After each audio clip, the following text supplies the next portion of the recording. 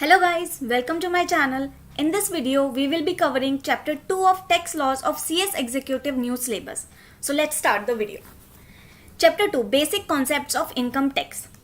पहला टॉपिक है हमारा introduction.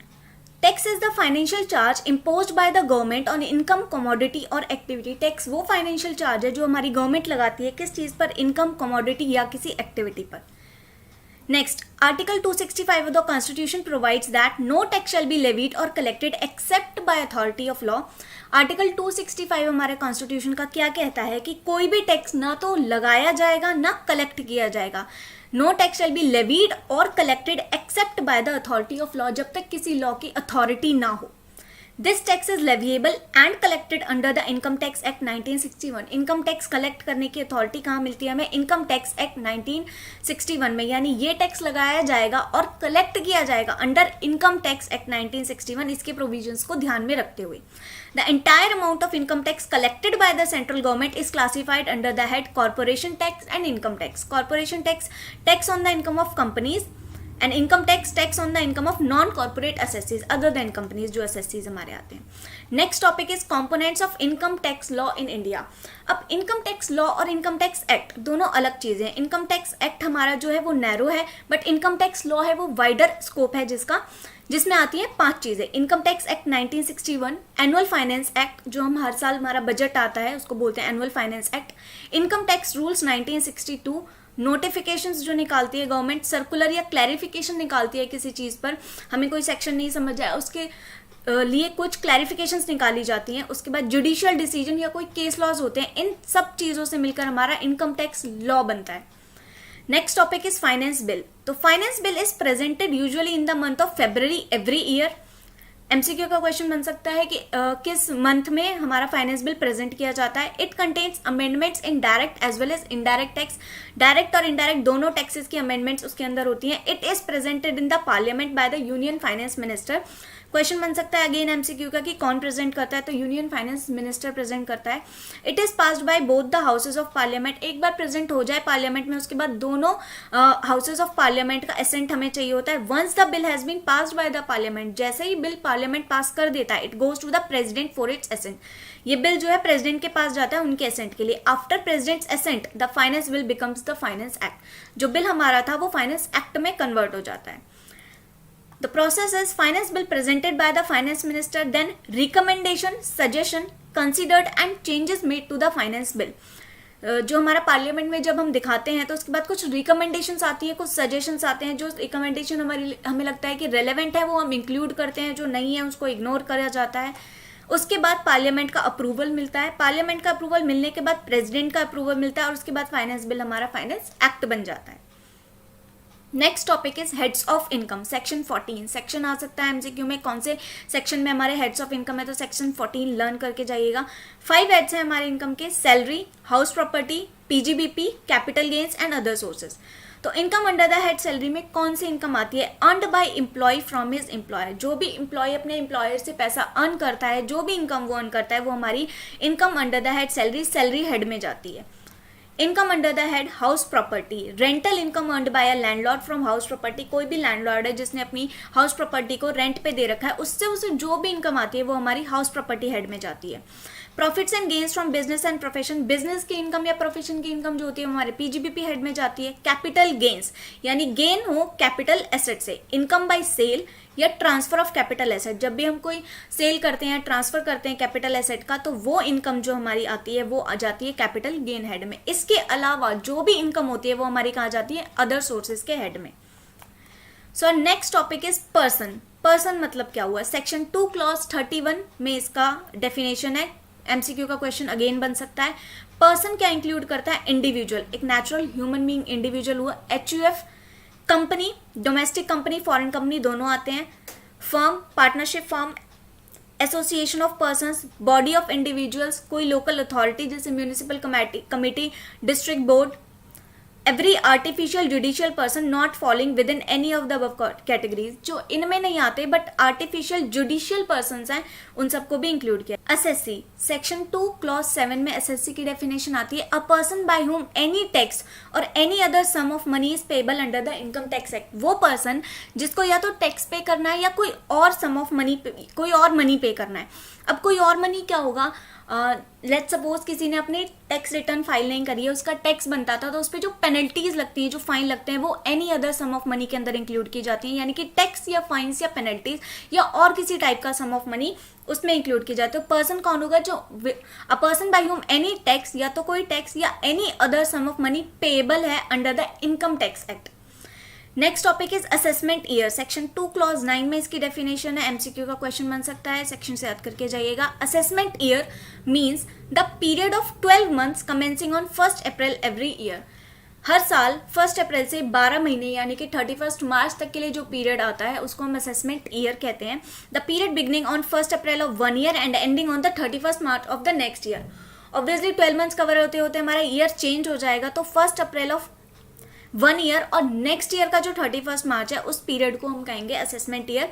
Income of previous year of an SSC is taxed during the following assessment year at the rates prescribed by the relevant finance act. अब assessment year में कौन सी income tax होती है, जो इनकम एक पर्सन ने या एसएससी ने अपने प्रीवियस ईयर में अर्न की है, वो इनकम हमारे असेसमेंट ईयर में टैक्सेबल होती है, exception to the general rule. ये हमारा जनरल रूल है कि प्रीवियस ईयर में जो इनकम कमाई है वो असेसमेंट ईयर में टैक्सेबल होती है, बट इसके कुछ एक्सेप्शन है। वो क्या है, income of non resident from shipping. इस टाइप की इनकम जो होती है वो हमारे प्रीवियस ईयर में ही टैक्स हो जाएगी। Income of persons living India either permanently or for long duration.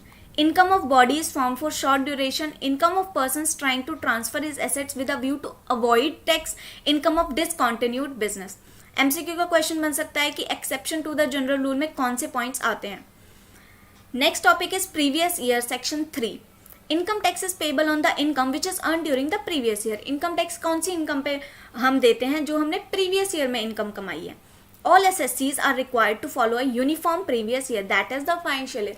Her SSC को एक पर्टिकुलर फिक्स्ड प्रीवियस ईयर अपनाना है। ये नहीं कि मैं तो अपना प्रीवियस ईयर दिसंबर से शुरू कर रहा हूँ, नहीं, ऐसा नहीं होता। अप्रैल से मार्च तक का जो पीरियड है उसको हम प्रीवियस ईयर बोलते हैं या फाइनेंशियल ईयर भी बोलते हैं। फाइनेंशियल ईयर में जो हमने इनकम कमाई है उसको हम प्रीवियस ईयर बोलेंगे, जिसकी इनकम को हम असेसमेंट ईयर में टैक्सेबल करेंगे।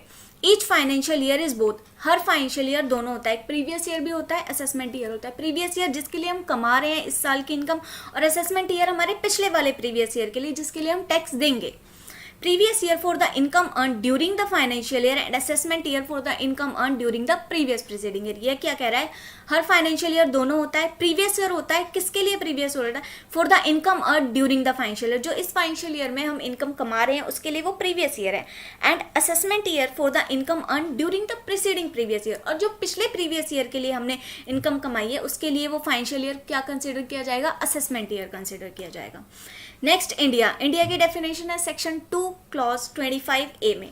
The term India means the territory of India as per article 1 of the constitution, its territorial waters, seabed and subsoil underlying such waters, continental shelf, exclusive economic zone or any other specified maritime zone and the airspace above its territory and territorial waters. Next, maximum marginal rate and average rate of tax. Maximum marginal rate to mean the rate of income tax applicable in relation to the highest level of income. Maximum marginal rate, इससे ऊपर taxable नहीं होगी आपकी income, ये maximum rate है जो specify कर दिया है हमने। नेक्स्ट टॉपिक आपका है इनकम, सेक्शन 2 क्लॉज 24।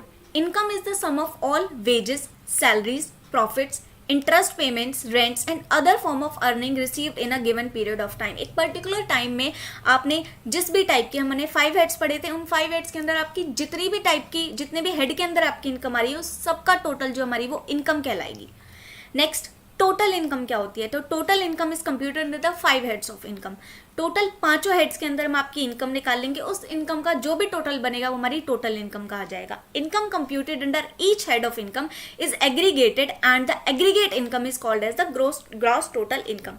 हर 5 हेड के अंदर आपकी इनकम निकाली जाएगी, उन 5 हेड की सारी इनकम को एग्रीगेट किया जाएगा और उसको हम ग्रॉस टोटल इनकम कहेंगे. Certain deductions are allowed under chapter 6A and the balance income taxable after deductions is called as total income.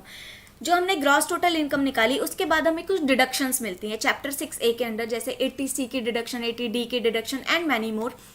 वो सारी डिडक्शंस अलाउ होने के बाद जो हमारी जो भी इनकम बचती है उसको हम टोटल इनकम बोलते हैं. So capital and revenue receipts क्या होते हैं? An amount referable to fixed capital is a capital receipt, whereas a receipt referable to circulating capital would be a revenue receipt. अब ये क्या कह रहा है? कोई भी इनकम हमें फिक्स्ड कैपिटल से मिल रही है वो हमारी कैपिटल रिसीट है, और कोई भी इनकम हमारी सर्कुलेटिंग कैपिटल से मिल रही है वो हमारी रेवेन्यू रिसीप्ट है. जैसे कि हम सेल करते हैं, हमारे जो गुड्स होते हैं वो सर्कुलेट होते रहते हैं, सेल होती है फिर परचेज होती है, तो वो उससे जो हमें पैसा मिलेगा हमारी रेवेन्यू रिसीप्ट है. दूसरा, हमारे जो फिक्स्ड एसेट्स होते हैं वो हम ऐसा नहीं है कि हम रोज रोज खरीदते हैं, वो हमारे काफी टाइम तक चलते हैं, लॉन्ग पीरियड के लिए, तो उसको बेचने के बाद जो हमारी इनकम आई वो कैपिटल रिसीट हुई. तो while the latter is chargeable to tax, जो कि रेवेन्यू रिसीप्ट है वो हमारी टैक्स से मतलब चार्जेबल टू टैक्स है, उस पर टैक्स लगता है. The former is not subject to income tax, पहली वाली पर टैक्स नहीं लगता, अनलेस जब तक कि अदरवाइज एक्सप्रेसली प्रोवाइडेड, जब तक कि कहीं पर ये कहा ना गया हो कि कैपिटल रिसीट भी टैक्सेबल होंगी. Next topic is charge of income tax, section 4. जिस भी सेक्शन में हम इनकम टैक्स का चार्ज लगता है उसको हम चार्जिंग सेक्शन बोलते हैं. जिस भी सेक्शन में हमें ये बताया जाता है कि इनकम टैक्स कब लगेगा, कैसे लगेगा, that is called the charging section. So इस एक्ट का चार्जिंग सेक्शन है section 4. Section 4 of the act is the charging section. It lays down the basis on which tax is imposed. ये बताता है कि किस बेस पर हमारा टैक्स लगाया जाएगा. Income tax will be charge at the rate or rates prescribed in the finance act for the relevant previous year. कौन से रेट पर टैक्स लगेगा? जो भी हमारे फाइनेंस एक्ट में, क्योंकि हर साल बजट आता है उसमें टैक्स रेट्स चेंज होते हैं, तो जो भी उस पर्टिकुलर ईयर के फाइनेंस एक्ट में जो रेट दिया होगा उस रेट पर वो टैक्स लगेगा.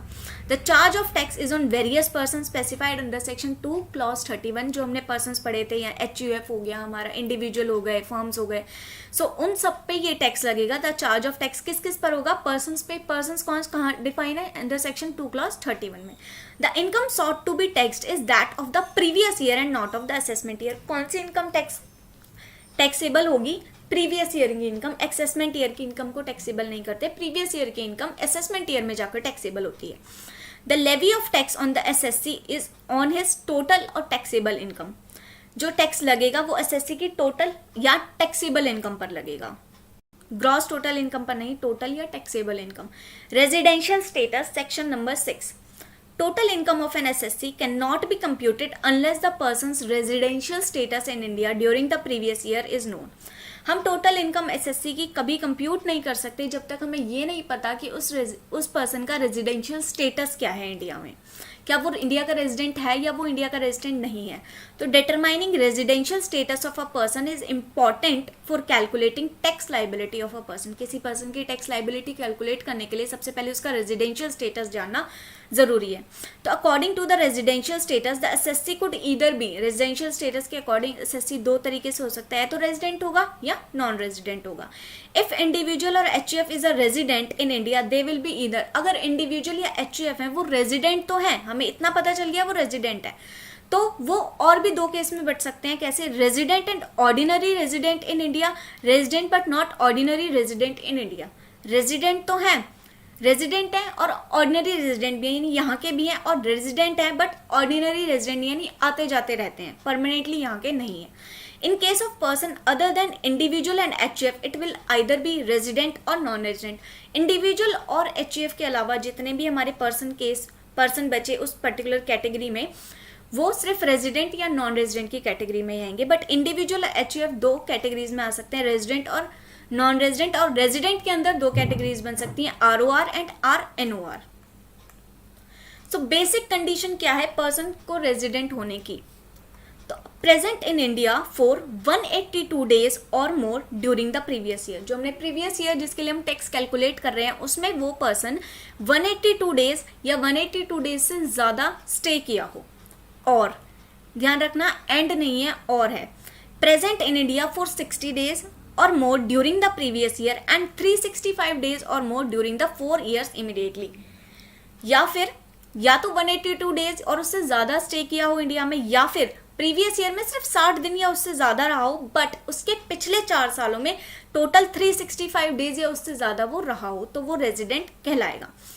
अगर ये इनमें से कोई एक भी कंडीशन सेटिस्फाई हो रही है तो वो रेजिडेंट है, और अगर सेटिस्फाई नहीं हो रही है दोनों कंडीशन तो वो नॉन रेजिडेंट है। अब the above basic conditions are not applicable when, अब ये बेसिक कंडीशंस एप्लीकेबल नहीं होंगी, कब एप्लीकेबल नहीं होंगी, हमें ये नहीं देखनी, कब नहीं देखनी। An Indian citizen who leaves India during the previous year for the purpose of employment outside India or as a member of the crew of an Indian ship, एक पर्सन है जो इंडिया छोड़ के जा रहा है एम्प्लॉयमेंट के purpose से, जॉब ढूंढने के पर्पज से इंडिया के बाहर, या फिर वो एक इंडियन शिप के क्रू का मेंबर है। An Indian citizen or a person of Indian origin who, being outside India, comes on a visit to India during the previous year. एक इंडियन सिटीजन है या पर्सन है इंडियन ओरिजिन का जो रहता तो बाहर है लेकिन वो इंडिया में आता रहता है, अपनी विजिट करता रहता है इंडिया में। तो इन दो पर्टिकुलर सिचुएशंस में हम बेसिक कंडीशंस को नहीं चेक करेंगे। अब सेटिस्फाई कर दिया है ऊपर ये दोनों में से कोई एक कंडीशन और रेजिडेंट भी निकल आया है। अब एडिशनल कंडीशंस देखने का टाइम है। किस किस केस में? इंडिविजुअल और एचयूएफ के केस में। तो he is a resident in at least 2 out of 10 previous year preceding the relevant previous year. पिछले 10 सालों में से कम ना तो 2 सालों में वो रेजिडेंट रहा हो। एंड ऊपर क्या था? और यानी कि दोनों में से कोई एक कंडीशन भी सेटिस्फाई हो रही है तो वो रेजिडेंट होता है, बट यहाँ पर दोनों कंडीशंस का सेटिस्फाई होना जरूरी है ROR बनने के लिए। तो he stay in India in the last 7 preceding years, the relevant previous year is 730 days or more. पिछले 7 सालों में उसका स्टे 730 दिन या उससे ज्यादा का रहा हो तो वो रेजिडेंट एंड ऑर्डिनरी रेजिडेंट कहलाएगा, अगर ये दोनों कंडीशन सेटिस्फाई हो रही है। और अगर सेटिस्फाई नहीं हो रही है तो एक सेटिस्फाई हो रही है एक नहीं हो रही है, तब भी वो RNOR की कैटेगरी में आ जाएगा।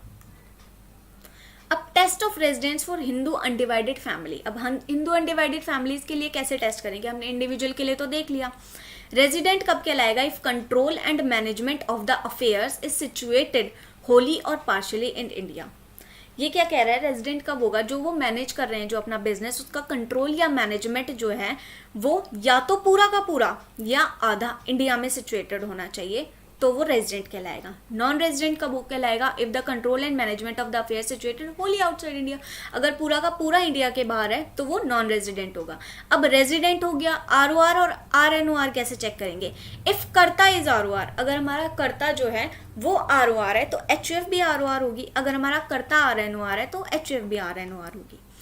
Test of resident for companies. अब कंपनीज के लिए ये चीज हम कैसे चेक करेंगे? A company whose place of effective management at any time in previous year is in India. कोई कंपनी जिसका इफेक्टिव प्लेस ऑफ मैनेजमेंट, जहाँ से वो मैनेजमेंट देख रही है, वो प्रीवियस इंडिया में हो ड्यूरिंग द प्रीवियस ईयर, जिस ईयर के लिए हम रेजिडेंशियल स्टेटस चेक कर रहे हैं।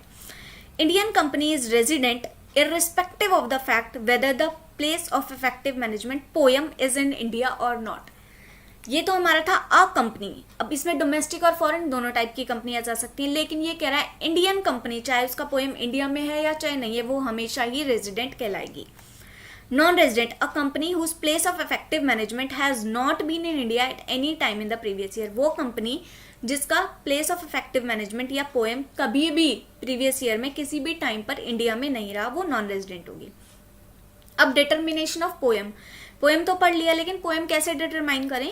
तो company having active business outside India, वो कंपनी जिसका एक्टिव बिजनेस बाहर है, इंडिया के बाहर है, तो एक्टिव बिजनेस आउटसाइड इंडिया होना चाहिए and majority meetings of board held outside India. ये दो कंडीशन सेटिस्फाई हो रही हैं तो पोएम इंडिया में नहीं है, पोएम आउटसाइड इंडिया है। ABOI means active business outside India. इसका मतलब क्या होता है? Passive income is not more than 50% of its total income.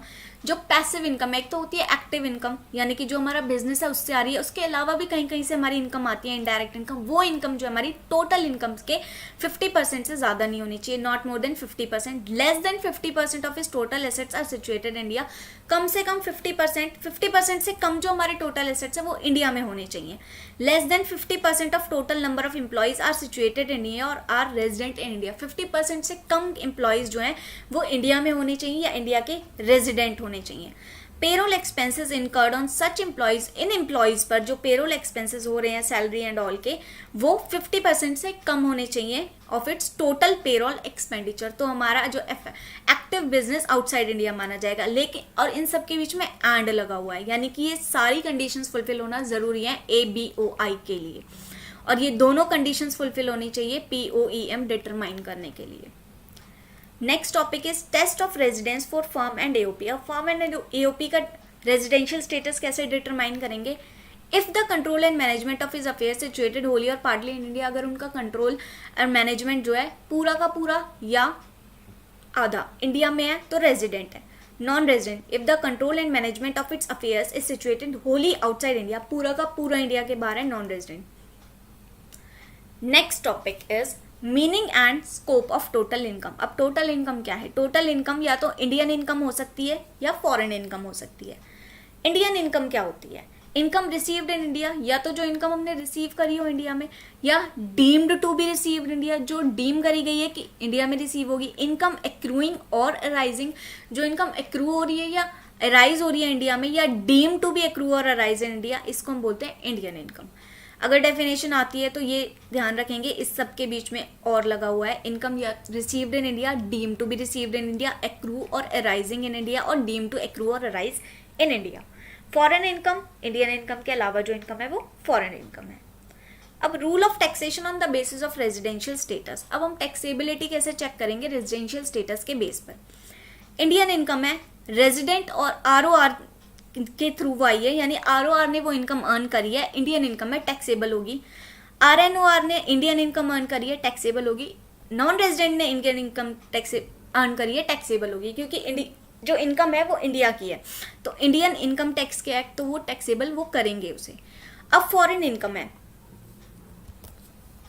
Income from business or profession controlled from India, वो इनकम जो प्रोफेशन और बिजनेस जो हमारा इंडिया से कंट्रोल हो रहा है। ROR के लिए टैक्सेबल, RNOR के लिए भी टैक्सेबल, बट NR के लिए टैक्सेबल नहीं होगी, क्योंकि एक तो फॉरेन इनकम है, दूसरा नॉन रेजिडेंट कमा रहा है, दोनों चीजें बाहर की है, तो वो टैक्सेबल नहीं होगी। अदर फॉरेन इनकम, इसके अलावा और कोई फॉरेन इनकम आ रही है, ROR के लिए टैक्सेबल होगी, RNOR के लिए टैक्सेबल नहीं होगी, और NR के लिए भी टैक्सेबल नहीं होगी। MCQs बन सकते हैं इस पर छोटे छोटे, ध्यान से लर्न करके जाइएगा। इनकम डीम टू एक्रू और अराइज इन इंडिया। अब ये तो हमने पढ़ लिया, डीम टू एक्रू और अराइज इन इंडिया, बट इसके अंडर क्या आता है? सेक्शन 9 में लिखा गया है, इनकम एक्रूइंग और अराइजिंग आउटसाइड इंडिया डायरेक्टली और इनडायरेक्टली थ्रू और फ्रॉम। इनकम जो इंडिया के बाहर आ रही है, डायरेक्टली या इनडायरेक्टली कैसे आ रही है? Any business connection in India, कोई बिजनेस कनेक्शन इंडिया में है जिससे की वजह से हमें इनकम बाहर अर्न हो रही है। एनी प्रॉपर्टी एसेट और source of income is India, जो जिस प्रॉपर्टी या एसेट से वो इनकम आ रही है, वो प्रॉपर्टी एसेट इंडिया के अंदर है। Transfer of capital asset situated in India, कोई भी कैपिटल एसेट से इनकम आ रही है जो कैपिटल एसेट इंडिया के अंदर सिचुएटेड है। Salary earned for services rendered in India, salary मिली है, किस लिए मिली है? इंडिया में सर्विस रेंडर्ड की थी। Salary payable by government to Indian citizen for services rendered outside India, Indian citizen है लेकिन बाहर सर्विस रेंडर कर रहा है, उसके लिए जो सैलरी दे रही है गवर्नमेंट वो। Dividend paid by Indian company outside India, Indian company dividend दे रही है बाहर, वो इंक्लूड होगा। इंटरेस्ट पेबल बाय, इंटरेस्ट दे रही है गवर्नमेंट, या फिर और है बीच में, अ रेजिडेंट इन इंडिया, एक इंडिया का रेजिडेंट दे रहा है इंटरेस्ट, एक्सेप्ट, लेकिन इसमें कौन सी चीज नहीं होगी? When money borrowed and used for business or profession carried और आउटसाइड इंडिया, जो इंटरेस्ट आ रहा है वो उस पैसे से आ रहा है जो हमने मनी बोरो किया था या यूज किया था उस बिजनेस प्रोफेशन के लिए जो बाहर चल रहा है, तो उस पर जो इनकम आ रही है उसको हम इंक्लूड नहीं करेंगे। Interest payable by government, resident in India, जो इंटरेस्ट इनकम है, तो इंटरेस्ट इनकम मनी बोरोइंग्स पर ही आएगी, तो बोरोइंग्स पर जो इंटरेस्ट की इनकम आ रही है वो ऐसी सोर्स से आ रही है जो इंडिया के बाहर है, तो उसको एक्सक्लूड कर देंगे। एक नॉन रेजिडेंट इंडिया एक्सेप्ट, अब वहां पे रेजिडेंट था और इनकम कहाँ से आ रही थी? आउटसाइड इंडिया, यहाँ पे उल्टा हो जाएगा, नॉन रेजिडेंट है तो एक्सेप्ट कौन सी चीज को एक्सेप्शन में लेंगे? वेयर मनी बोरो किया है या बिजनेस और प्रोफेशन के लिए यूज किया है, कैरिड इन इंडिया, जो इंडिया के अंदर है। अब रॉयल्टी पेबल बाय गवर्नमेंट या फिर अ रेजिडेंट इन इंडिया एक्सेप्ट, जो राइट यूज किया है वो ऐसे बिजनेस प्रोफेशन के लिए किया है जो इंडिया के बाहर चल रहा है। एक नॉन रेजिडेंट है, एक्सेप्ट करेंगे जो राइट यूज किया है वो कौन से बिजनेस और प्रोफेशन पे आ रहा है जो इंडिया के अंदर चल रहा है। Fee for technical services payable by government or a resident in India except where services are utilised, जो सर्विस है वो यूटिलाइज की गई है एक बिजनेस और प्रोफेशन के लिए जो आउट इंडिया के बाहर है. A non resident in India except where services are utilised for business or profession carried on in India. तो हमारा ये टॉपिक है इनकम डीम टू एक्रू और अराइज इन इंडिया. इसमें हमने क्या क्या पढ़ा कि कौन सी इनकम है जिसको हम, जो इंडिया में तो नहीं आ रही है बट उसको हम मान लेंगे कि वो इंडिया में आ रही है. कौन कौन सी इनकम एक्रू हो रही है outside India, business connection, property asset या कैपिटल एसेट जो इंडिया से रिलेटेड है. सैलरी अर्न कर रहा है कोई बंदा, जो सर्विस उसने इंडिया में दी है. Salary payable by government, government दे रही है इंडियन सिटीजन को बाहर सर्विस रेंडर करने के लिए. डिविडेंड, इंडियन कंपनी डिविडेंड दे रही है. Interest payable by government, a resident और नॉन रेजिडेंट. रेजिडेंट के केस में एक्सेप्शन कब होगा, जब बिजनेस या प्रोफेशन आउटसाइड इंडिया कैरी हो रहा है. नॉन रेजिडेंट के केस में एक्सेप्शन कब होगा, जब जो बिजनेस और प्रोफेशन है वो इंडिया में कैरी आउट हो रहा है. Royalty payable by government, resident के केस में एक्सेप्शन, जो हमारा राइट है वो ऐसे बिजनेस और प्रोफेशन के लिए यूज हो रहा है जो इंडिया के बाहर कैरी आउट हो रही है. दूसरा नॉन रेजिडेंट, जिसमें एक्सेप्शन क्या है, वो राइट यूज हो रहा है ऐसे बिजनेस प्रोफेशन के लिए जो इंडिया में कैरी ऑन हो रही है. Fees for technical services payable by government or a resident in India, exception क्या है, सर्विसेज यूटिलाइज हो रही है business or profession carried on outside. So our next topic is computation of taxable income and tax liability of an SSC. तो अब किसी की taxable income और टैक्स लाइबिलिटी कैसे कंप्यूट करते हैं. तो सबसे पहले हमने क्या पढ़ा था, इनकम तब तक कैलकुलेट नहीं हो सकती जब तक हमें रेजिडेंशियल स्टेटस ना पता हो. तो सबसे पहले डिटरमाइन करो residential status of person. Next calculate करो उसकी income under the 5 heads. Consider all the deductions and allowances, उसके बाद जो हमारी डिडक्शंस हैं उनको कंसिडर करो. Exclude the income exempt under section 10. Section 10 के अंदर जो इनकम्स हैं एग्जेम्प्ट है उसको हटा दो, उसको कंसिडर नहीं करना. Aggregate of incomes is known as gross total income. अब जो इनकम्स आई उनका एग्रीगेट क्या होगा, gross total income. Deduct the deductions under section 80C to 80U and arrive at total income. Deduct करने के बाद हमारी कौन सी इनकम आती है, टोटल इनकम. एमसीक्यू का क्वेश्चन बन सकता है कि एग्रीगेट ऑफ इनकम को क्या कहा जाता है, gross total income, total income, और भी ऑप्शंस दे देंगे. और डिडक्ट करने के बाद जो डिडक्शंस हैं चैप्टर 6A की डिडक्शंस के बाद को, उसके बाद जो इनकम आती है उसको क्या कहा जाता है, टोटल इनकम. ये भी हमारा एमसीक्यू का क्वेश्चन बन सकता है. Round off total income to nearest 10 में राउंड ऑफ कर देंगे. ऐड एग्रीकल्चर इनकम अगर कोई है उसको ऐड करना है. उसके बाद calculate tax on the aggregate income, पूरी इनकम पर टैक्स कैलकुलेट करो. Calculate income tax on the net agriculture income. Net agriculture income जो थी उस पर टैक्स कैलकुलेट करो. Deduct the amount calculated under 10 from 9. 9 से इस 10 वाले को डिडक्ट कर दो, यानी कि जो एग्रीगेट टोटल इनकम पर जो टैक्स आया था और जो एग्रीकल्चर इनकम पर टैक्स आया था उसको लेस कर देना है. उसके बाद calculate tax on capital gains पर जो टैक्स है कैलकुलेट करना है. उसके बाद टैक्स जो हमारे कैपिटल गेन्स है, add the tax calculated under 11 and 12. 11 में एक टैक्स आया था जो हमने लेस करके मिला था और 12 में एक टैक्स है, इन दोनों को ऐड कर दो, हमारा टोटल टैक्स आ जाएगा. उसके बाद डिडक्ट करना है rebate under section 87A. 87A के अंदर जो रिबेट है वो डिडक्ट करो. टीडीएस या टीसीएस है कोई वो डिडक्ट करो. एडवांस टैक्स पे कर रखा है वो डिडक्ट करो. डबल टैक्सेशन रिलीफ है वो डिडक्ट करो. उसके बाद जो बैलेंस अमाउंट आएगी वो आएगी net taxable income.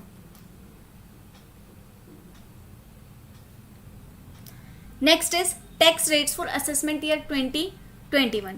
Individual HUF, AOP, BOI, AJP, resident या नॉन रेजिडेंट के लिए हमारी up to 2.5 lakh basic exemption limit है नील.